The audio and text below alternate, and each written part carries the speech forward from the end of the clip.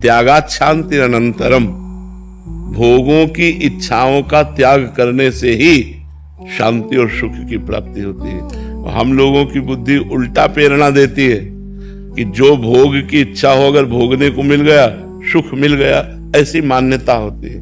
नहीं, त्यागात शांति अनंतरम, जाहि न चाहे कबहु कछु, तुम सन सहज सने बसहु निरंतर तासुर शोराउर निज के।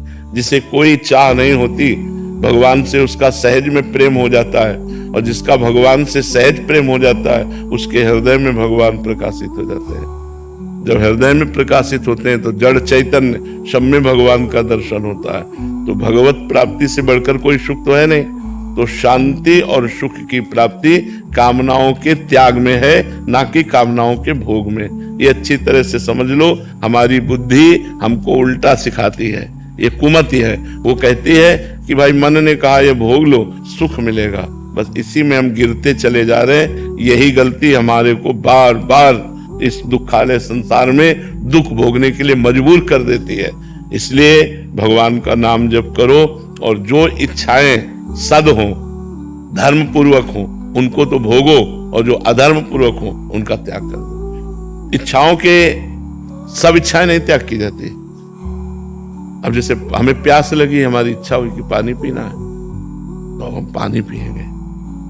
अब हम कहाँ पीना है, कैसे पीना है, ये सब समझ बूझ के अपनी प्यास बुझाएंगे। इसमें कोई भूख लगी है, ये सही धर्म की इच्छा है।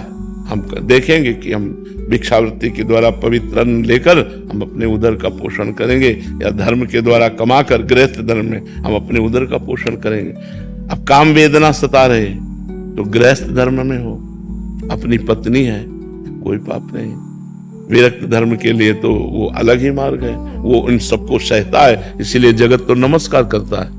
विरक्तों को, संतों को जगत नमस्कार क्यों करता है? कि जहां हम सहन नहीं कर पाए वहां आप सहन करके निकल गए भगवान की तरफ, तो आपके चरणों में पूरा संसार संतों के चरणों में झुकता है। तो अब गृहस्थ धर्म में जैसे अपनी पत्नी से पाप नहीं, लेकिन पराई पत्नी की तरफ दृष्टि भी अगर दूषित दी तो पाप दृष्टि हो गई, क्रिया हो जाना। तब तो नरक की मतलब पूरी तैयारी कर ली उसने।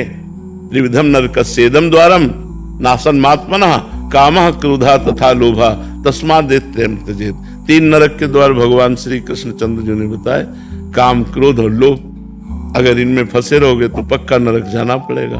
तो अब काम नरक का भी द्वार है, और काम धर्म का भी स्वरूप है।